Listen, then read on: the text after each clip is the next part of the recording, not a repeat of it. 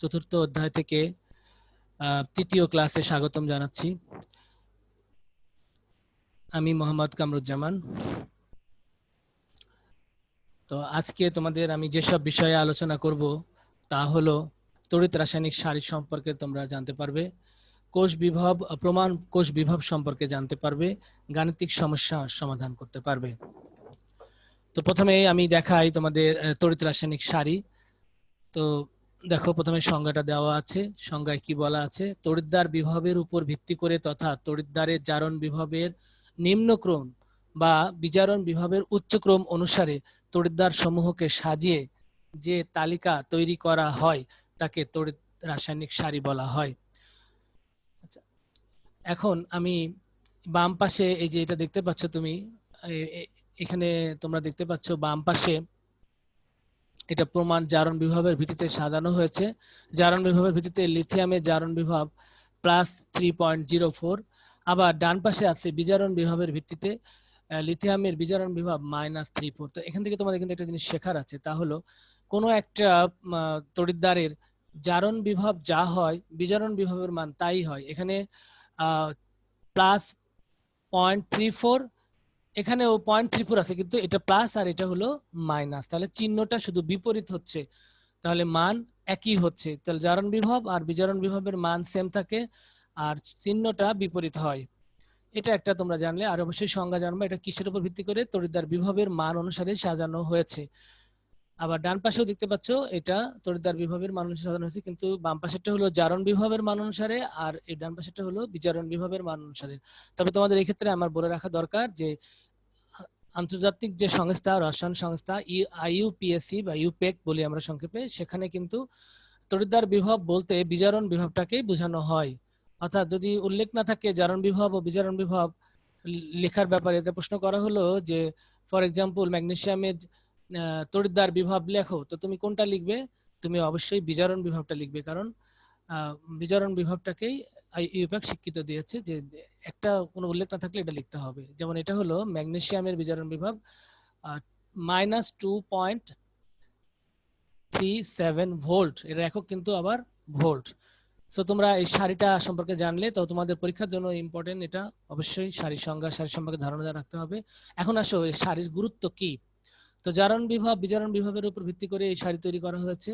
তো আমরা বুঝতে পারছি, প্রথম গুরুত্ব তোমরা লিখবে যে এটার মাধ্যমে অতি সহজেই আমরা কোন মৌলের জারণ বিভব বেশি আর কোন কোন তড়িৎদ্বারের জারণ বিভব বেশি এবং কোন তড়িৎদ্বারের জারণ বিভব কম সেটা জানতে পারি। অথবা বিজারণ বিভবের ক্ষেত্রেও একইভাবে কোনটার বিজারণ বিভব কম কোনটার বিজারণ বিভব বেশি খুব সহজেই আমরা একে অপরের থেকে তুলনা করতে পারবো যে বেশি কার কম কার। এরপরে যদি আমরা এই যে এখান থেকে যে একটা কোষ আমরা তৈরি করি, গ্যালভানিক কোষ যেটা বলি, যে যেখানে দুইটা তড়িৎদ্বার থাকে, দুই পাশে দুইটা তড়িৎদ্বার থাকে, এই দুইটা তড়িৎদ্বার দিয়ে যে গ্যালভানিক কোষ তৈরি হবে সেই কোষটা আসলে স্বতঃস্ফূর্তভাবে সেখানে বিক্রিয়া ঘটবে কিনা বা সেই কোষ থেকে আমরা বিদ্যুৎ শক্তি পাবো কি পাবো না তা কিন্তু এই এখান থেকে আমরা বের করতে পারবো, যে জানতে পারবো প্রথমে যে আমরা একটা কোষ তৈরি করছি সেটা বাস্তবসম্মত নাকি অবাস্তবসম্মত। অর্থাৎ কোষের উদ্দেশ্য কি? বিদ্যুৎ শক্তি উৎপন্ন করা। বিদ্যুৎ শক্তি আসলে পাবো কি পাবো না সেটা নির্ভর করবে এই যে জারণ বিজারণ বিভবের মানের উপর। তো এটা হলো যে নিয়মটা হলো, যদি একটা কোষ তৈরি করলাম, কোষ থেকে আমরা জারণ আর বিজারণ বিভবের মান থেকে ওই কোষের কোষ বিভব পাবো। কোষ বিভবটা যদি ধনাত্মক আসে তাহলে সেই কোষটা বাস্তবসম্মত হবে, সেখান থেকে বিদ্যুৎ শক্তি পাওয়া যাবে। আর যদি ঋণাত্মক হয় তাহলে কিন্তু পাওয়া যায় না। তাহলে দেখো, একটা কোষ থেকে আমরা বিদ্যুৎ শক্তি পাবো কি পাবো না তা ওই কোষের জারণ বিভব বিজারণ বিভবের মান থেকে, তড়িৎদ্বারগুলো জারণ বিভব বিজারণ বিভবের মান থেকে জানা যায়। এরপরে কোনো একটা দ্রবণকে ধাতব পাত্রে রাখার ক্ষেত্রে উপযুক্ত ধাতব পাত্র নির্ণয় করার জন্য এই বিভবটা এই যে তড়িৎ বিভবের উপর যে তালিকা তৈরি করা হয়েছে তড়িৎ রাসায়নিক সারি, সেটা আমাদের প্রয়োজন আছে। যেমন আমরা যদি প্রশ্ন করে হয় যে কপার সালফেট দ্রবণকে বা জিঙ্কের পাত্রে কিংবা ম্যাগনেসিয়াম পাত্রে রাখা যাবে কিনা, সেটা বোঝার জন্য আমাদের এই যে সারিটা, এই সারির মানগুলো ব্যবহার করে সিদ্ধান্ত নিতে হয়। সো এই সারির অনেক গুরুত্ব রয়েছে। আমি আশা করি তোমরা এই গুরুত্বগুলো আমার মুখে শুনলে এবং খাতায় নোট করে লিখবে, অবশ্যই এই সম্পর্কে ভালো ধারণা রাখবে। তো আসো এখন কোষ বিভব এবং প্রমাণ কোষ বিভব নিয়ে আলোচনা। কোষ বিভব, তো তোমরা জানো যে এই কোষ বিভবের কথা আমরা বলতেছি আসলে গ্যালভানিক কোষের বিভব। হ্যাঁ, আমরা কোষ বিভব গ্যালভানিক কোষ ছাড়া আরো কোষ আছে, আমাদের ড্রাই সেল আছে, অন্যান্য কোষ আছে। তো সেগুলোর কথা কিন্তু আমরা বলছি না, তড়িৎ বিশ্লেষক কোষ আছে। আমরা যা বলছি এখানে সবই গ্যালভানিক কোষ সম্পর্কে। তো কোনো গ্যালভানিক কোষের অ্যানোডের জারণ বিভব ও ক্যাথোডের বিজারণ বিভবের যোগফল, অথবা ক্যাথোড ও অ্যানোডের বিজারণ বিভবের পার্থক্য, অথবা অ্যানোড ও ক্যাথোডের জারণ বিভবের পার্থক্যকে কোষের তড়িৎচালক বল বা কোষ বিভব বা ইএমএফ বলা হয়। একে ই সেল দ্বারা প্রকাশ করা হয়। তাহলে তোমরা দেখতে পাচ্ছ যে অনেকগুলো নাম আছে। একটা হলো কোষ বিভব আছে, তড়িৎচালক বল আছে, অথবা তড়িৎচালক বলের ইংরেজি টার্ম ইএমএফ, ইলেকট্রোমোটিভ ফোর্স থেকে ইএমএফ সংক্ষেপে লেখা হয়, আর প্রকাশ করা হলো ই সেল দ্বারা। আমরা বলি কোনো একটা কোষের ইএমএফ বের করো, মানে আমাদের ওই কোষ বিভব বের করতে হবে। তো কোষ বিভবের সূত্রটা কি? ই সেল সমান হলো অ্যানোডের জারণ, যে আমরা লিখেছি উপরে, অ্যানোডের জারণ বিভব ক্যাথোডের বিজারণ বিভবের যোগফল। অ্যানোডের ই অ্যানোড মানে অ্যানোডের জারণ বিভব, আর ক্যাথোডের বিজারণ বিভব, এই যে ক্যাথোডের পাশে ব্র্যাকেটে আর ইডি রিডক্স, আর ওএক্স হলো অক্সিডেশন, অক্সিডেশন থেকে ওএক্স, আর রিডক্স থেকে আরইডি। এটা লেখা হয়েছে সংক্ষেপ করে বোঝানোর জন্য। এটা হলো অ্যানোডের অক্সিডেশন জারণ বিভব, ই হলো বিভব, আর ক্যাথোডের বিজারণ বিভব, এদের যোগ করতে হবে। অথবা উভয়ের অ্যানোড আমরা নিতে পারবো, অ্যানোড ক্যাথোডের অ্যানোড এবং ওই যে ক্যাথোডের অক্সিডেশন অ্যানোডের অক্সিডেশন, উভয় অক্সিডেশনই আমরা নিতে পারবো। সেক্ষেত্রে আমাদের সূত্রটা হলো অ্যানোডের অক্সিডেশন মাইনাস ক্যাথোডের অক্সিডেশন। আর যদি আমরা উভয় রিডাকশন মান ব্যবহার করতে চাই তাও আমরা করতে পারবো। তো হলো ক্যাথোডের বিজারণ বিভব মাইনাস অ্যানোডের বিজারণ বিভব, সূত্রের মধ্যে এই সংজ্ঞার মধ্যে এগুলো দেওয়া আছে। তো এভাবে আমরা কোষ বিভব নির্ণয় করব এই সূত্র প্রয়োগ করে। তো কোষ বিভব আসলে নির্ভর করে দ্রবণের যে ঘনমাত্রা। তোমরা কি বুঝতে পারছো যে দ্রবণের ঘনমাত্রা বলতে কি বোঝাচ্ছি? আমরা গ্যালভানিক কোষের কথা বলছি। গ্যালভানিক কোষের দুই পাশে দুইটা দ্রবণ থাকে আর দুইটা ধাতব পাত থাকে, সেখানে লবণ সেতু দিয়ে সংযুক্ত থাকে, যেটা এসএসসি তোমরা পড়েছো, সেই কথাই বলতেছি। অবশ্যই আমরা এগুলো নিয়ে আবার আলোচনা করব। সো এখন আমরা মনে হয় তোমাদের স্মরণ করাতে পারছি যে এটা দুইটা দ্রবণ থাকবে, দ্রবণ দ্বয়ের মধ্যে দুটা করে, প্রত্যেকটাতে একটা করে ধাতব দণ্ড থাকবে এবং পরিবাহী তার দ্বারা সংযুক্ত থাকবে। তো এই যে দ্রবণের তাপমাত্রা, দ্রবণের ঘনমাত্রা, এগুলোর বিষয় আছে। হ্যাঁ, আর যদি গ্যাসীয় ক্ষেত্রেও মানে গ্যাসীয় পদার্থ ব্যবহার করেও কোষ তৈরি করা যায়, তো সেই সব কোষের ক্ষেত্রে চাপের ব্যাপার আছে। দেখো তাহলে খেয়াল করো, এগুলো চেঞ্জ হলে যেহেতু বিভবের মান পরিবর্তন হয়ে যায়, এই কারণে একটা নির্দিষ্ট ক্ষেত্রে আর কি প্রমাণ কোষ বিভব ধরা হয়েছে। তো ইউপ্যাক থেকে সিস্টেম মানে যে পদ্ধতি, সেখান থেকে ঠিক করা হয়েছে যে 25°C তাপমাত্রায় ও 1 atm চাপে কোনো গ্যালভানিক কোষের উভয় তড়িৎদ্বারের দ্রবণের ঘনমাত্রা 1 মোলার। তাহলে আমি কি বলছি? 1 মোলার হলে প্রাপ্ত কোষ বিভবকে প্রমাণ কোষ বিভব বলা হয়। একে ই নট, ই এক ছোট করে 0 দিয়ে আমরা লিখছি, ই নট সেল দ্বারা প্রকাশ করা হয়। তো তোমরা সেই গ্যালভানিক কোষটা আবার দেখতে পাচ্ছ। এটা এটা হলো ড্যানিয়েল সেল। তো ড্যানিয়েল সেল মানে আমি আগেও বলেছি আগের লেকচারটাতে, যে ড্যানিয়েল সেল হলে তোমরা বুঝবে যে বাম পাশের পাত্রে জিঙ্ক দণ্ড আছে, এই যে জিঙ্ক দণ্ড, জিঙ্ক সালফেট দ্রবণ, এখানে জিঙ্ক আয়ন আছে। আর ডান পাশের পাত্রে কপার দণ্ড এবং কপার আয়নের দ্রবণ, যেমন কপার সালফেট দ্রবণে কপার আয়ন থাকে, এরকম থাকতেই হবে। এখানে এই যে এই পাশটা অ্যানোড, এই পাশটা ক্যাথোড, বাম পাশেরটা অ্যানোড হয়, ডান পাশেরটা ক্যাথোড হয়। তো এখানে বিদ্যুৎ শক্তি পাওয়া যায় এই দুইটা তড়িৎদ্বার, এটা একটা তড়িৎদ্বার, এটা তড়িৎদ্বার, এদের থেকে কি পরিমাণ বিভব পার্থক্য সৃষ্টি হবে তা এখানে একটা ভোল্টমিটার সেট করলে হ্যাঁ তা জানা যায়। এদিক দিয়ে ইলেকট্রন প্রবাহ হয়। তো আমরা এখন আমরা প্রমাণ কোষ বিভব কিভাবে নির্ণয় করতে হয় তা দেখব। প্রমাণ কোষ বিভব নির্ণয়ের ক্ষেত্রে আমাদের যে সূত্রটা আগে দেখালাম আমরা সেই সূত্রই ইউজ করব।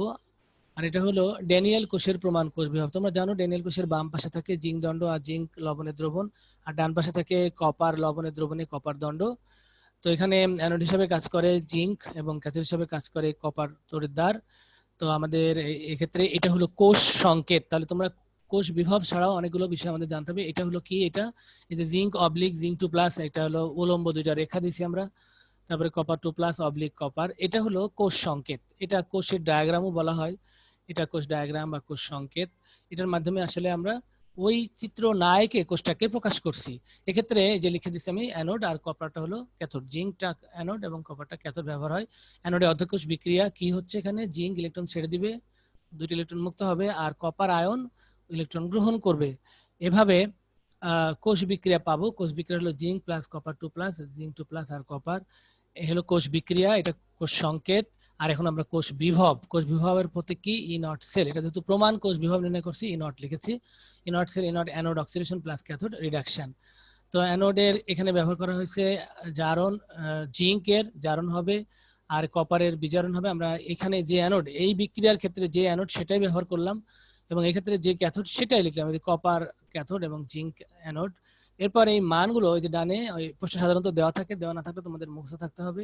এই যে ডানে ডানে দেখতে পাচ্ছ তোমরা যে জিঙ্কের বিজারণ বিভবটা দেওয়া ছিল। কিভাবে বিজারণ বিভব বুঝলাম? এই যে 2 প্লাস আর পরমাণু। আচ্ছা, তা আগে আয়ন পরে যদি পরমাণু থাকে সেটা বিজারণ বিভব। তো আমাদের এখানে লাগবে সূত্রে জারণ বিভব, আমরা এটাকে চেঞ্জ করে জারণ বিভবে নিলাম। তোমরা একটু আগে শিখলে যে জারণ বিভব বিজারণ তফাৎ হলো চিহ্নের তফাৎ। এখানে মাইনাস ছিল বিজারণ বিভবের ক্ষেত্রে, আমি যখন এখানে প্লাস দিলাম তখন আসলে এটা জারণ বিভব লিখেছি, দেখো। আর বিজারণ বিভব কপারের এটা দেওয়া থাকবে, বা দেওয়া জারণ বিভব থাকলেও চেঞ্জ করে নিতে হবে। এই ক্ষেত্রে আমরা বিজারণ বিভবটা সরাসরি বই থেকে ফলো করতেছি, বইতে সবসময় বিজারণ বিভবটাই দেওয়া থাকার কথা। তো দেখো দেওয়া আছে, সেই মানটা আমরা বসাই দিলাম। তাহলে আমাদের সূত্রটা খুবই ক্লিয়ার, অ্যানোডের জারণ বিভব ক্যাথোডের বিজারণ বিভবের যোগফলই হলো কোষ বিভব। এখন আসো কোষ বিক্রিয়ার স্বতঃস্ফূর্ততা। এখানে খুব স্পষ্ট নিয়ম যে একটা কোষের দুইটা সাইড থাকে, বাম পাশ ডান পাশ। বাম পাশে অ্যানোড তড়িৎদ্বার আর ডান পাশে ক্যাথোড তড়িৎদ্বার। উভয় তড়িৎদ্বারের সমষ্টি, অ্যানোড এবং ক্যাথোডের জারণ বিভব ও বিজারণ বিভবের যে সমষ্টি, সেটাই হলো কোষ বিভব। কোষ বিভব যদি কখনো নেগেটিভ আসে তাহলে আমরা বুঝবো এটা একটা কোষ যেটা বাস্তবে বিদ্যুৎ শক্তি উৎপন্ন করবে না, স্বতঃস্ফূর্তভাবে বিক্রিয়া সেখানে ঘটবে না। আর যদি কোষ বিভবের মান মানে ই নটের মান, ই নট সেল যেটা বলছি, ই নটের মান যদি পজিটিভ আসে তাহলে সেক্ষেত্রে আমরা বলবো যে এই কোষটা থেকে বিদ্যুৎ শক্তি পাওয়া যাবে, এবং এই কোষের মধ্যে যেসব রাসায়নিক পদার্থ আছে সেগুলো স্বতঃস্ফূর্তভাবে বিক্রিয়া করবে। তো কোষ বিক্রিয়ার স্বতঃস্ফূর্ততা কিভাবে নির্ণয় করা হচ্ছে? আবার আমি বলি, ই সেলের মান যদি পজিটিভ আসে তাহলে স্বতঃস্ফূর্ত হবে, আর ই সেল ইনট সেলের মান যদি নেগেটিভ আসে তাহলে সেটা স্বতঃস্ফূর্ত হবে না। এই যে এখানে আমি দুইটা উদাহরণ দিয়েছি, উদাহরণ জিঙ্ক আর কপার সালফেট, আর একটা হলো কপার আর জিঙ্ক সালফেট। জিঙ্ক আর কপার সালফেটের ক্ষেত্রে পজিটিভ আসছে +1.1 ভোল্ট। আবার কপারকে বামে রাখলাম, জিঙ্কের ডানে রাখছি, দেখো কপার এখানে বামে আর জিঙ্কের ডানে রাখলে সেই ক্ষেত্রে মান আসছে নেগেটিভ। তো এই ধরনের কোষ যদি আমরা চিন্তা করি যে যার নেগেটিভ আসছে, ইনট সেল বা কোষ বিভবের মান নেগেটিভ আসে, ঋণাত্মক আসে, সেক্ষেত্রে সে ধরনের বিক্রিয়া স্বতঃস্ফূর্তভাবে ঘটবে না, কোষের মধ্যে বিক্রিয়া হবে না, বিদ্যুৎ শক্তি পাওয়া যাবে না। এটা একটা গুরুত্বপূর্ণ তথ্য তোমাদের জন্য। এগুলো ভিত্তিক অঙ্ক পরীক্ষায় এসেছে এবং ভবিষ্যতেও আসবে। তাই আমরা একটা অঙ্ক করে দেখাই। আচ্ছা, কপার দস্তার পাত্রে কপার সালফেট দ্রবণ রাখা যাবে কি না? আমরা আগে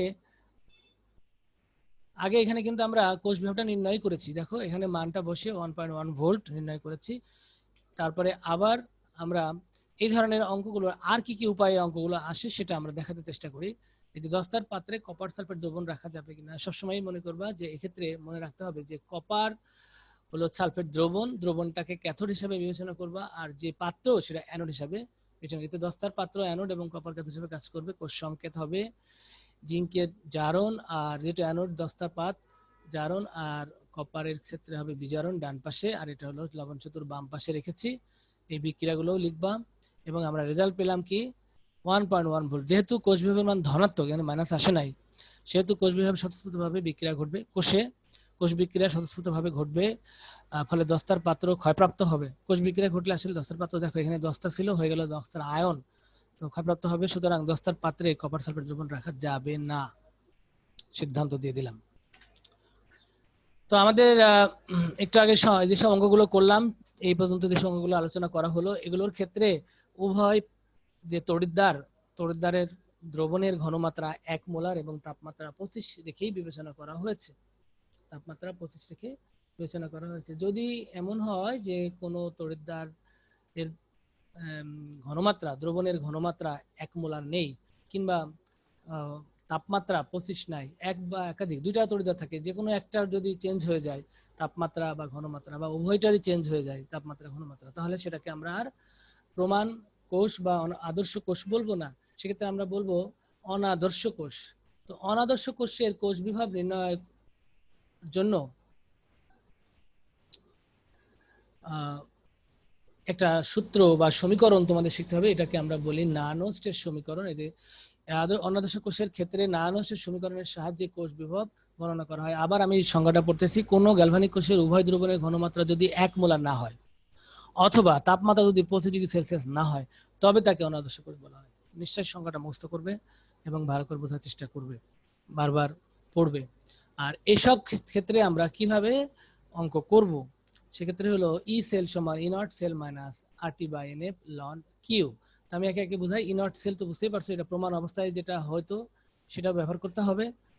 আর আর হলো মোলার গ্যাস ধ্রুবক, টি হলো তাপমাত্রা, এটা 25 ডিগ্রি সাধারণত থাকে, এটা চেঞ্জ হয় না, অঙ্ক তো চেঞ্জ আসে না সাধারণত, যেটাই হোক RT 25।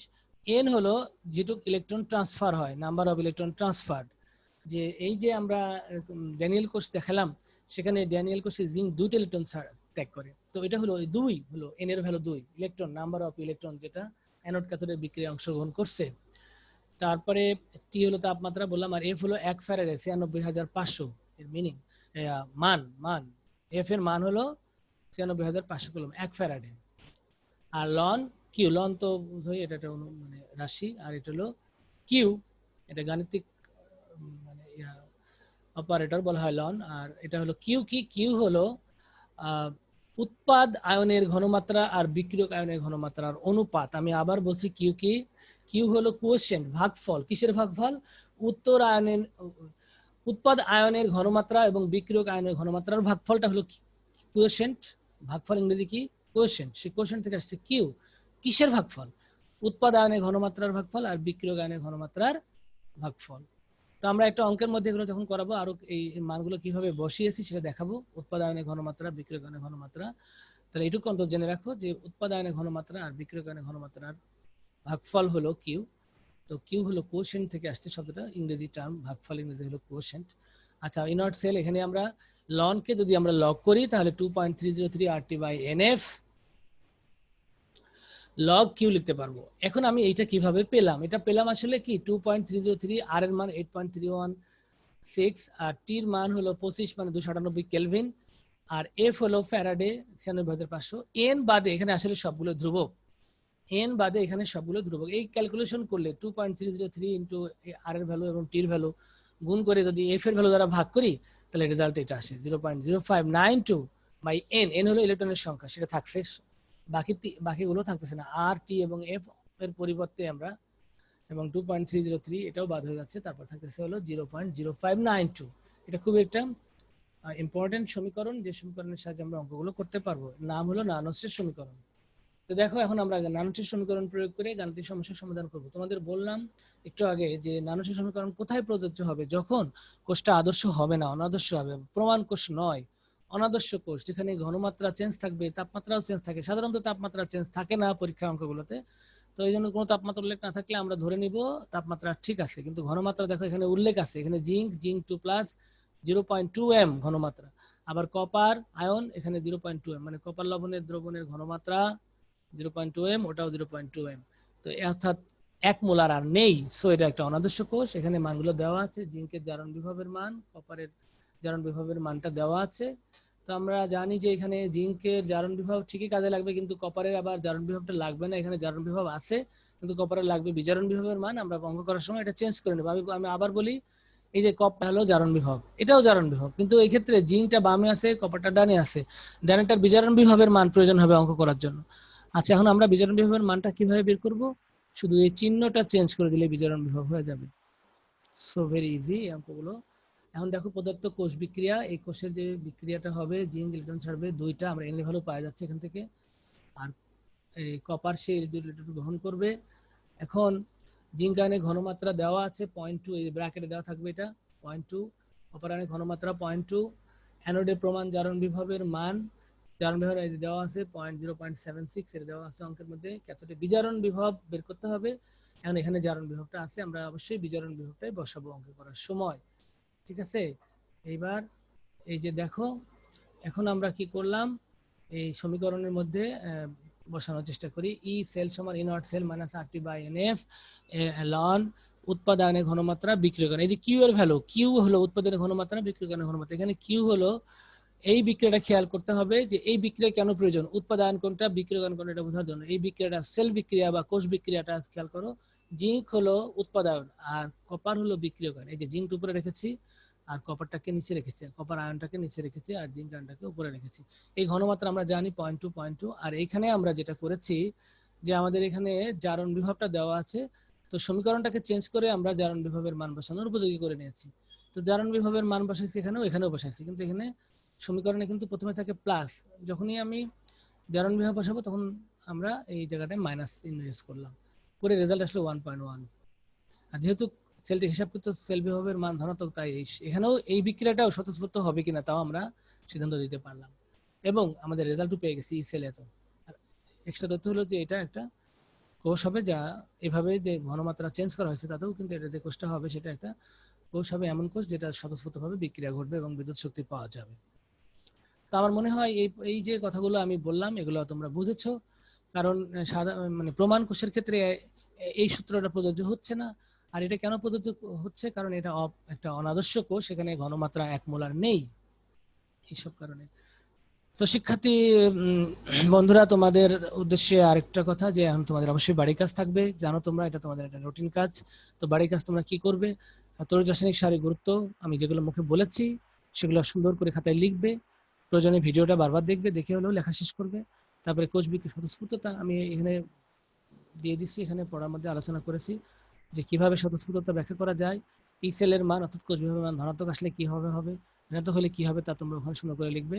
আর নানান সমীকরণ ভিত্তিক সমস্যার সমাধান তোমাদের যে টেক্সট বই আমাদের কলেজ থেকে সিলেক্ট করা যে বইটা আছে সেখানে অনুশীলনের মধ্যে থেকে তোমরা নানান সমীকরণ ভিত্তিক সমস্যার সমাধান করবে বাড়ির কাজ হিসেবে। এবং সেখানে করতে গিয়ে তোমরা কোনটা নানান সমীকরণ ভিত্তিক সেটা বুঝতে কোনো সমস্যা হওয়ার কথা নয়, কারণ ঘনমাত্রা পাশে উল্লেখ করা থাকবে যেটা 1 মোলার নয়। তো বুঝতে সমস্যা হবে না, এই কাজগুলো তোমরা করবে। তো সবাইকে অনেক অনেক ধন্যবাদ। সবাই ভালো থেকো, সুস্থ থেকো, আল্লাহ হাফেজ।